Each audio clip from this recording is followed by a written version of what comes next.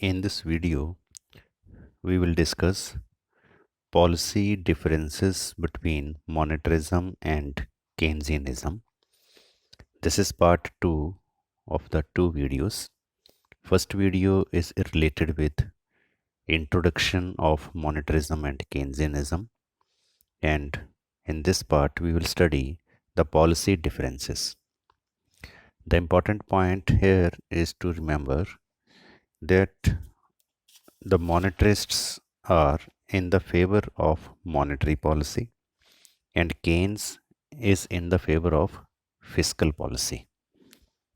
So monetarism में money policy important है,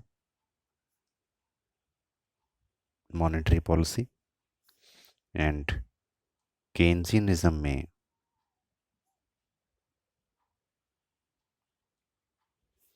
fiscal policy ज़्यादा इंपॉर्टेंट है. Monetary policy in the monetarism and Keynesian policy in the fiscal policy in the Keynesianism. तो इसके base पे हमने सारा एनालिसिस करना है. First we will show the monetarist view.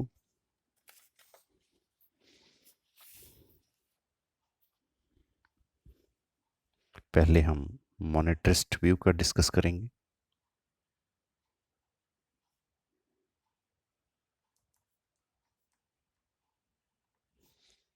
जिनके अकॉर्डिंग जो मॉनेटरी पॉलिसी है, monetary policy is more effective than the fiscal policy. तो ये हम डायग्रामेटिकली प्रेजेंट करेंगे. आप भी डायग्राम साथ साथ बनाओ ताकि डायग्राम की डेरिवेशन पता चल जाए. Actually this is a set of two diagrams, left and right. दो डायग्राम्स बनाएंगे हम, एक लेफ्ट साइड पर, एक राइट साइड पर. These are the axis, vertical axis, and this is the horizontal axis.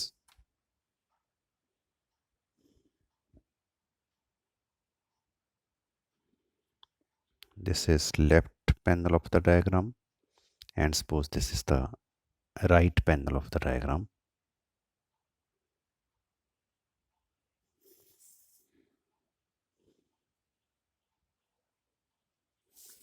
ऐसे दो डायग्राम बननी है, एक लेफ्ट साइड पर, एक राइट साइड पर. Left side, here we are taking money, and on vertical axis rate of interest, and in the right side we are taking aggregate expenditure,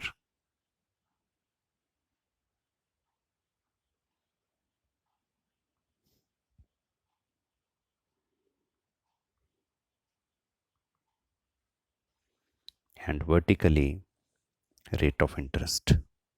because अगर हम लेफ्ट साइड वाली diagram को right side वाली diagram के साथ जोड़ रहे हैं तो vertical line should be same.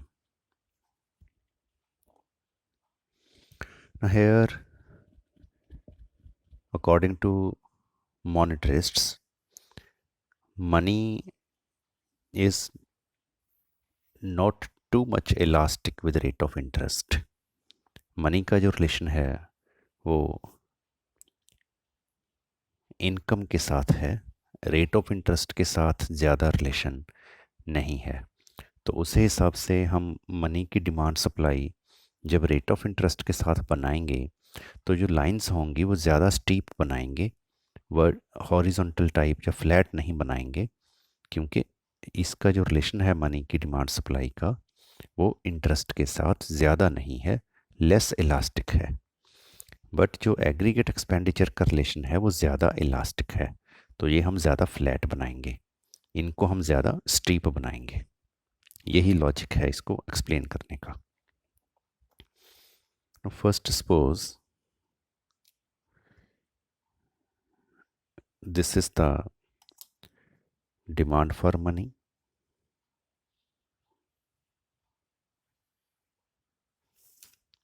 MD,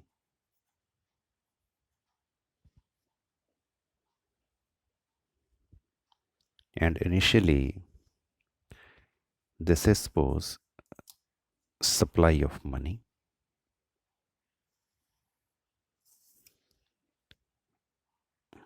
MS1. Initial equilibrium is at this point. This is suppose E1. Money is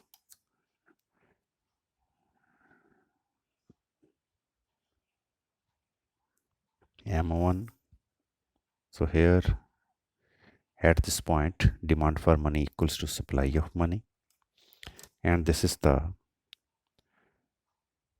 rate of interest R1. इसी को हम आगे लेकर जाएंगे रेट ऑफ इंटरेस्ट को.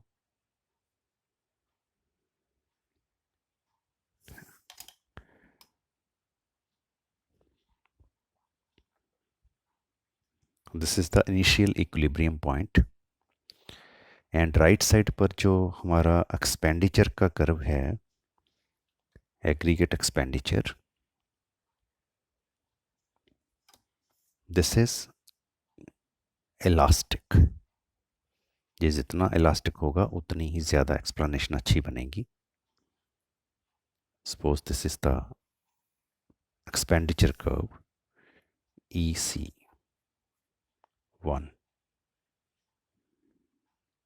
expenditure curve 1, and on the basis of this expenditure curve, this is the at R1 the expenditure is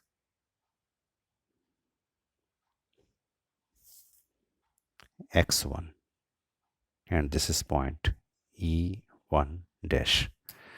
This is the one process, first process of our diagram. एक process complete हो गया, where demand for money is MD, supply of money is MS1, expenditure curve is this E1, EC1 you can say, or E1, and rate of interest is R1 and expenditure is X1. Now suppose money supply increases from MS1 to MS2. अब मान लो जो money supply है वो right side पर shift हो गई. कहीं भी हम इसको पैरेलल शिफ्ट कर सकते हैं.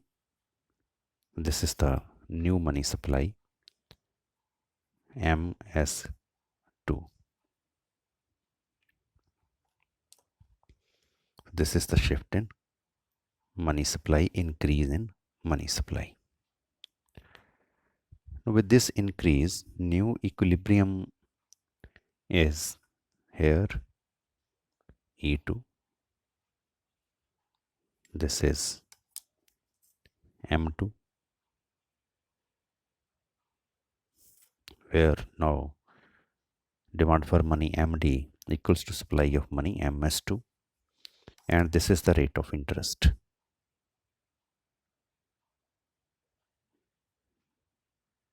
Suppose R0, इसी को हम आगे ले जाएंगे.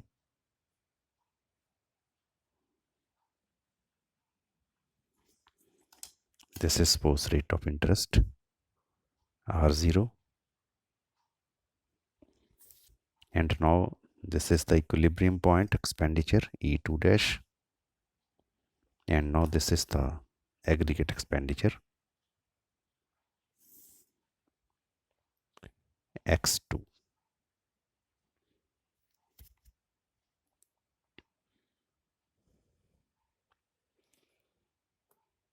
Now you can see with increase in money supply from M1 to MS1 to MS2, rate of interest falls from R1 to R0. Arrows बनाने बहुत इंपॉर्टेंट हैं क्योंकि ये डायग्राम को सेल्फ एक्सप्लेनेटरी बना देते हैं. So this is increase in this money. R कम हो गया and expenditure increases from, R कम हो गया expenditure increases from x1 to x2. So because of the elastic expenditure curve, expansionary monetary policy is very successful. क्योंकि ये elastic है, इसलिए जब हमने थोड़ी सी मनी सप्लाई को इंक्रीज़ किया, देखो इतना इंक्रीज़ किया मनी सप्लाई को, तो कितना ज़्यादा इकॉनमी में बूम आ गया, इंक्रीज़ हो गया आउटपुट का, एम्प्लॉयमेंट का, इनकम का, एक्सपेंडिचर का। ये एरो बड़ा है, ये एरो छोटा है, देखो। तो मॉनेटरिस्ट ने दिखाया है कि मॉनेटरी पॉलिसी जो है वो ज़्यादा अफेक्टिव है, फिस्कल पॉलिसी लेस अफेक्टिव है। अब हम ये पॉइंट एक्सप्लेन करेंगे। Fiscal policy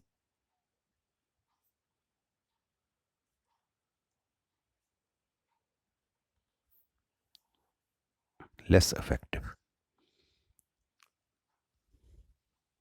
Similarly, two diagrams.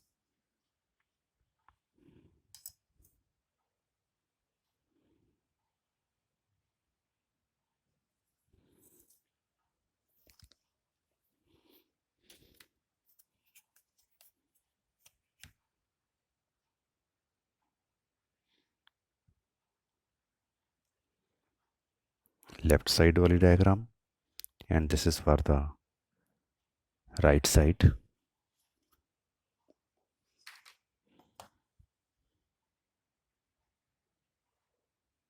These are the axes of the two diagrams. Horizontally, we are taking money on left side, its relation with R. On the right side, we are taking aggregate expenditure.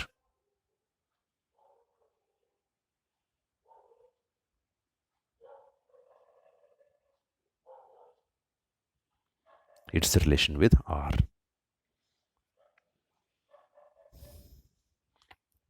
तो expenditure curves जो हैं वो ज़्यादा elastic हैं, ज़्यादा elastic बनाएंगे, और money demand supply curves को हम कम इलास्टिक बनाएंगे।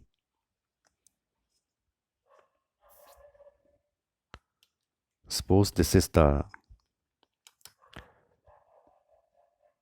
demand for money.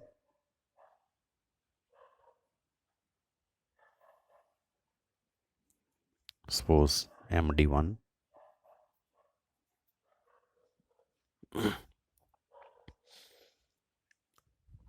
Supply of money, suppose this is the supply of money, MS.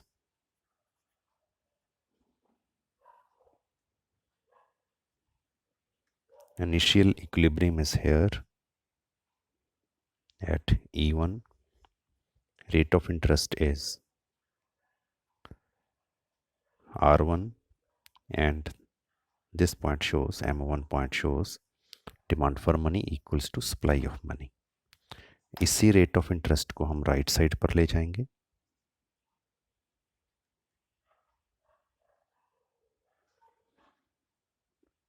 R1 को. This side expenditure curves are more elastic. Suppose this is the expenditure curve.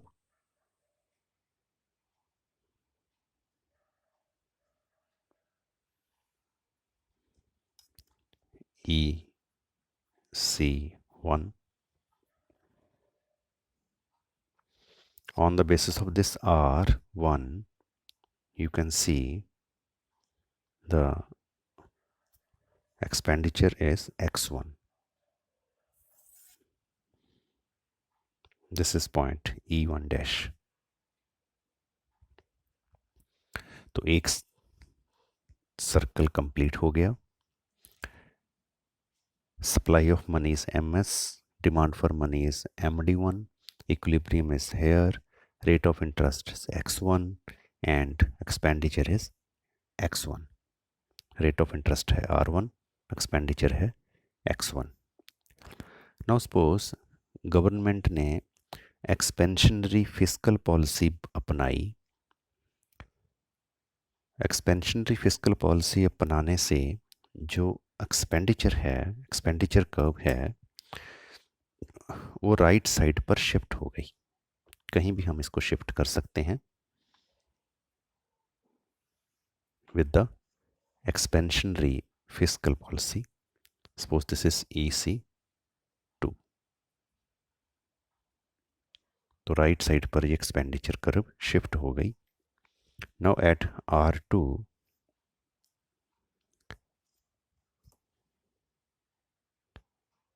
sorry, at R1,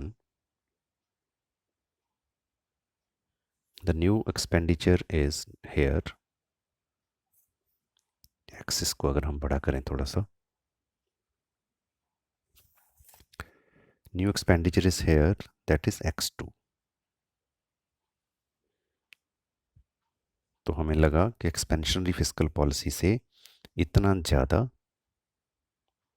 expenditure बढ़ गया, but ये इतना affect बड़ा इसका नहीं होगा expansionary fiscal policy का। This is suppose point E2। क्यों नहीं होगा देखो, because of increase in expenditure, expenditure के इंक्रीज होने से demand for money will increase, money की डिमांड इंक्रीज हो जाएगी। तो मनी की डिमांड को अब हमने राइट शिफ्ट करना है। तो जब हम मनी की डिमांड को राइट शिफ्ट करेंगे तो उसमें जहाँ पर जो इक्विलिब्रियम बनेगा, हमारी डायग्राम को हमने एक्सप्लेन करने के लिए वो इक्विलिब्रियम ऐसे बनाना है कि जब हम इसको इधर लेकर जाएं तो वो इस E1 के राइट हो कहीं भी। तो इसके हिसाब से हम इसको बना सकते हैं।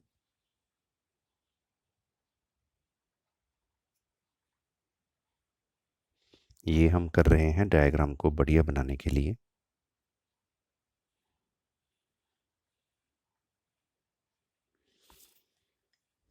ये लाइन हमने पहले लगाई है, प्रैक्टिकली ये लाइन पहले नहीं लगेगी, बट डायग्राम को अच्छा बनाने के लिए हमने ये लाइन पहले लगाई। किस बेस पे लगाई कि ये जो पॉइंट है वो इसके राइट होना चाहिए, इस लाइन के राइट हो। Notice the logic, with rise in expenditure, expenditure के राइज होने से demand for money will rise, demand for money right side पर शिफ्ट हो जाएगी। तो अब हम इसको राइट साइड पर शिफ्ट करेंगे यहाँ तक। This is suppose MD2।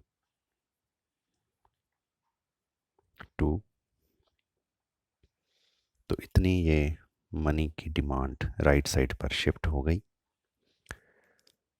With this rise in demand for money, this is suppose point E3, rate of interest will rise from R1 to R2। This is new equilibrium point, suppose M2। तो expenditure increase होने से क्या हुआ, demand for money increase हो गई from MD1 to MD2, and rate of interest increase हो गया from R1 to R2। As a result, जब रेट ऑफ इंटरेस्ट इंक्रीज हो जाएगा, तो रेट ऑफ इंटरेस्ट इंक्रीज होने से अगर हम देखें, जो हमने एक्सपेंडिचर इंक्रीज किया था EC2 एट R2, इसका जो इफेक्ट अब होगा वो यहाँ पर होगा एट दिस पॉइंट।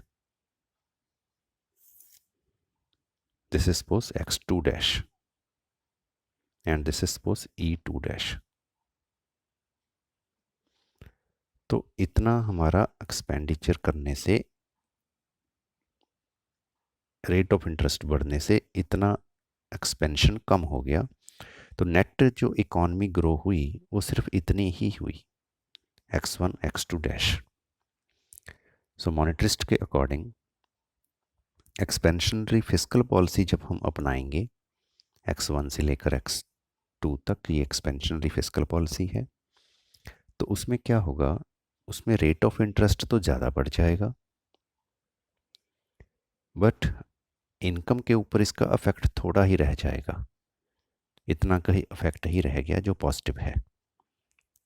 तो इसलिए हम कहते हैं fiscal policy is less effective and monetary policy is more effective in monetarist view. Now, what is the Keynesian view? Keynes का व्यू क्या है? अगर हम केन्स का व्यू डिस्कस करें,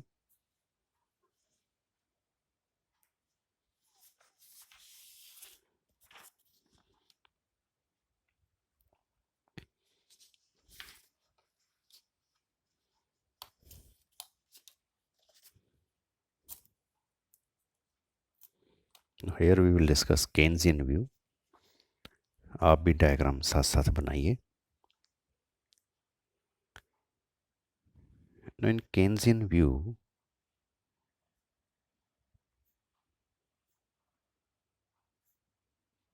Keynene, Keynesian view, fiscal policy is more effective, monetary policy is less effective. Monetary policy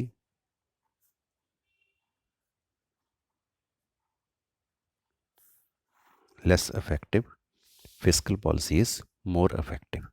तो पहले हम यहाँ मॉनेटरी पॉलिसी दिखाएंगे केन्स की कि ये इफेक्टिव नहीं है ज़्यादा.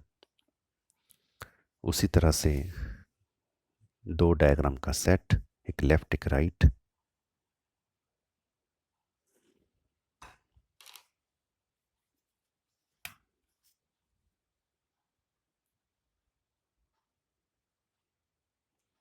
ये हो गई हमारी लेफ्ट साइड की डायग्राम और ये मान लो हो गई राइट साइड की डायग्राम.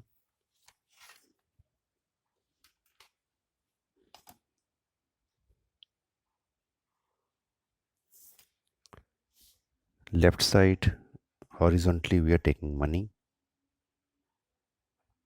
इसका रिलेशन आर के साथ. राइट साइड पर एग्रीगेट एक्सपेंडिचर जैसे पहले लगाया था.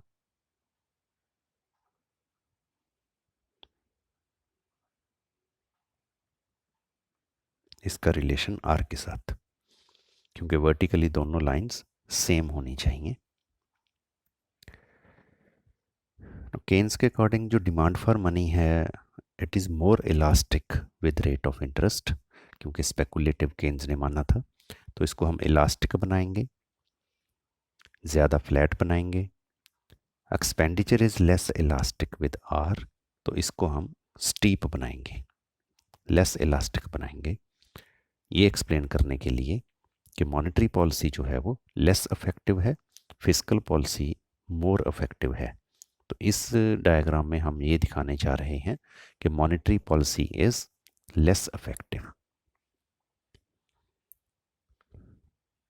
Now suppose this is the demand for money. तो अब हमने इसको फ्लैट बनाना है.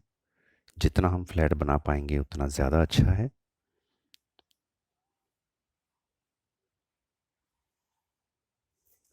This is suppose demand for money. ना सप्लाई ऑफ मनी, उसको भी हमने फ्लैट बनाना है, positive. This is suppose supply of money, MS1. This is the initial equilibrium, suppose E1. This is point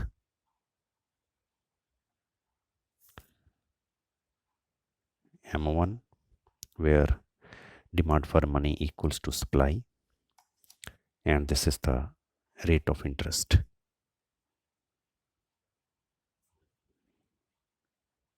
R1. इसी को हम राइट साइड पर लेकर जाएंगे.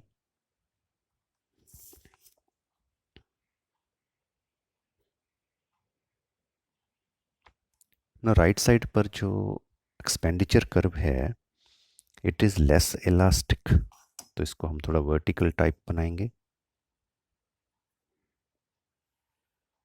थोड़ा steep.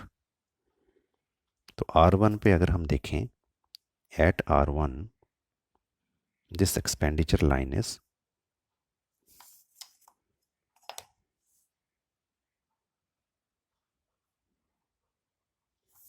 this expenditure line shows expenditure is x1. So this is point E1 dash. तो एक circle हमारा कंप्लीट हो गया. Initially demand for money is MD, supply of money is MS1, equilibrium is at E1, rate of interest is R1, and expenditure is X1. Now suppose government adopted expansionary monetary policy, जो कि ज़्यादा effective नहीं है, हम ये दिखाने जा रहे हैं. तो एक्सपेंशनरी मॉनेटरी पॉलिसी में क्या हुआ, गवर्नमेंट ने जो मनी सप्लाई है वो इंक्रीज कर दी. तो ये मनी सप्लाई राइट साइड पर शिफ्ट हो गई. कहीं भी हम इसका शिफ्ट बना सकते हैं. Suppose this one, this is MS2. अब ये जो मनी सप्लाई है, ये ध्यान रखना, ये डाउनवर्ड शिफ्टिंग नहीं है. This is the right side shifting.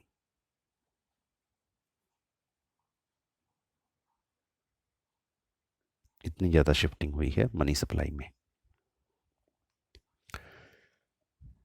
And now equilibrium is here at E2.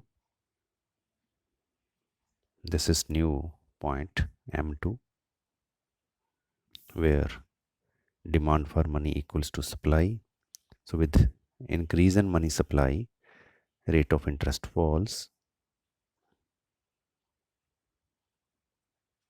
इसी रेट ऑफ इंटरेस्ट को हम आगे लेके जाएंगे. रेट ऑफ इंटरेस्ट कम हो गया from R1 to R0. And now you can see at this R0 a little increase in expenditure from X1 to X2. This is point E2 dash. तो थोड़ा सा इंक्रीज हुआ एक्सपेंडिचर में.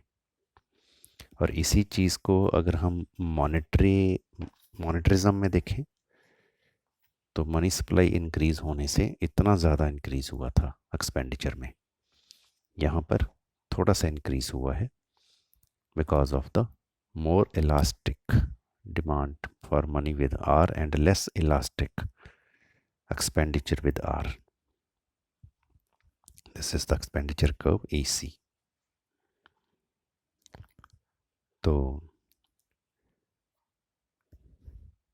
क्या देखा हमने, with increase in money supply from MS1 to MS2, R falls from R1 to R0 and expenditure increases from X1 to X2. R कम हो गया और एक्सपेंडिचर बढ़ गया X1 to X2. But because of in elastic expenditure curve, expansionary monetary policy, इतनी ज़्यादा हमने money supply increase की but थोड़ा सा एक्सपेंडिचर इंक्रीज हुआ. थोड़ा सा ही हम इनकम को, आउटपुट को, एम्प्लॉयमेंट को, एक्सपेंडिचर को बढ़ा पाए इकोनॉमी में. इसलिए हम कहते हैं केन्स के according monetary policy is less effective. Now with the same type of diagrams, we will show with the same type of elasticity of these curves, more elastic, less elastic, we will show that fiscal policy is more effective. अब हम ये point discuss करेंगे. Keynes का view, fiscal policy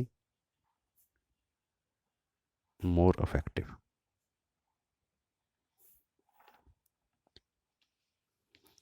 Again, दो diagrams का set.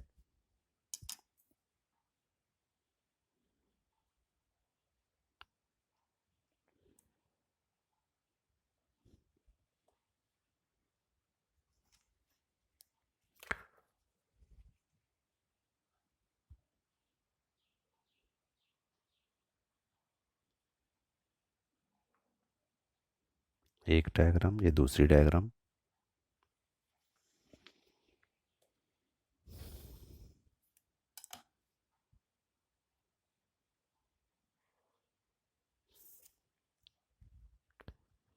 On the left side diagram, horizontally we are taking money,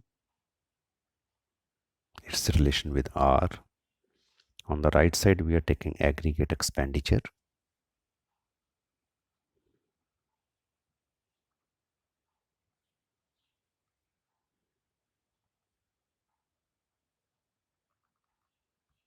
Its relation with R. तो जैसे हमने पहले बनाया था, फ्लैट कर्व्स बनानी है, demand for money and supply of money. Suppose this is the demand for money,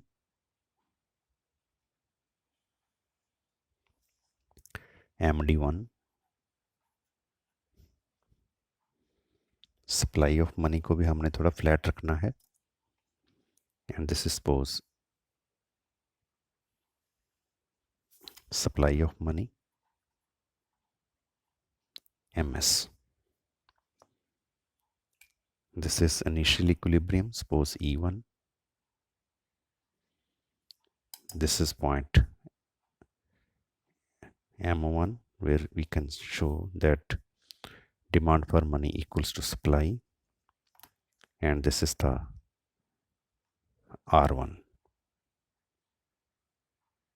इसी R1 को हम राइट साइड पर लेकर जाएंगे,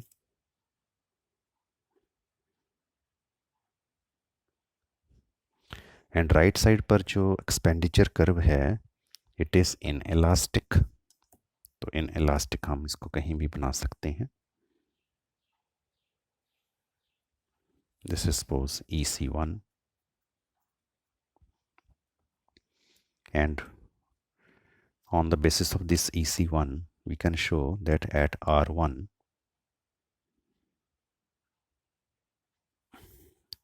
expenditure is this point X1. This is point E1 dash. तो एक सर्कल कंप्लीट हो गया.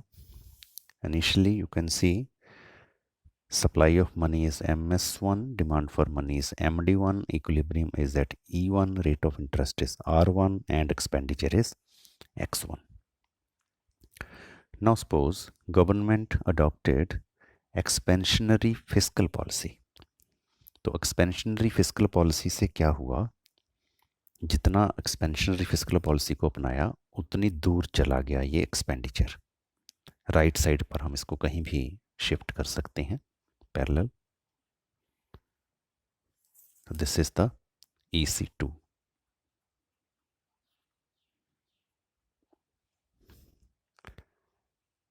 एक्सपेंशनरी फिस्कल पॉलिसी अपनाई. तो अगर हम R1 पे देखें, R1 पे अगर रेट ऑफ इंटरेस्ट R1 ही रहे तो हम कितना एक्सपेंड कर जाएंगे. This is point E2. तो इकॉनमी जो है वो इतना एक्सपेंड कर सकती है जितनी हमने एक्सपेंशनरी फिस्कल पॉलिसी अपनाई है. बट प्रैक्टिकली ऐसा इतना ज़्यादा एक्सपेंशन इकॉनमी में नहीं होगा. वही पहले वाला रीज़न कि जैसे ही एक्सपेंशनरी फिस्कल पॉलिसी अपनाई जाएगी एक्सपेंडिचर इंक्रीज होगा, मनी की डिमांड इंक्रीज हो जाएगी. मनी की डिमांड इंक्रीज होने से रेट ऑफ इंटरेस्ट इंक्रीज हो जाएगा, तो एक्सपेंडिचर में थोड़ी कमी आएगी. तो अब हमने मनी की डिमांड को राइट साइड शिफ्ट करना है, और जो भी यहाँ इक्विलिब्रियम बनेगा, आर बनेगा, आर को हम इधर लेकर जाएंगे. तो उस हिसाब से हम देखेंगे कि कितना अफेक्ट पड़ा. मान लो हम मनी की डिमांड को इंक्रीज कर रहे हैं from MD1 to suppose MD2. कहीं भी हम इसको लेकर जा सकते हैं. This is suppose MD2. तो यहाँ पर ध्यान रखना कि ये मनी की डिमांड में जो शिफ्ट है ये अपवर्ड नहीं है, this is right side shift. तो इतनी मनी की डिमांड इंक्रीज हो गई. This is new equilibrium, suppose E3. This is the new point M2 where demand for money equals to supply of money, and this is the new rate of interest.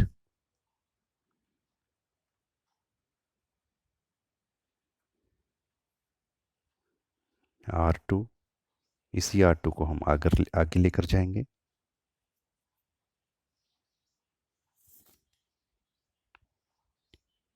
Rate of interest बढ़ गया।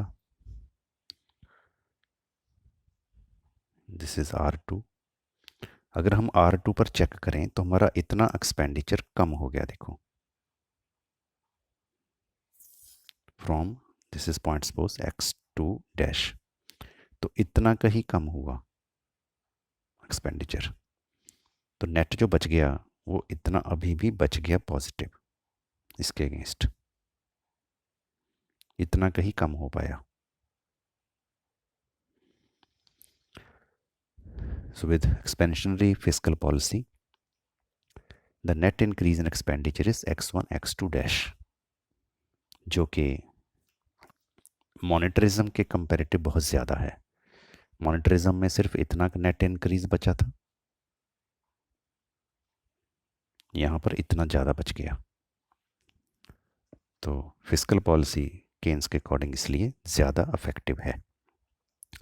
तो मॉनेटरिज्म के according monetary policy ज़्यादा affective है, Keynes के according fiscal policy ज़्यादा important है। So this was about the monetarism versus Keynesianism. This was part 2 about the policy effectiveness, and first part is for introduction. For the complete debate about monetarism and Keynesianism, must watch both parts of the video. Thank you. Thanks for watching this video.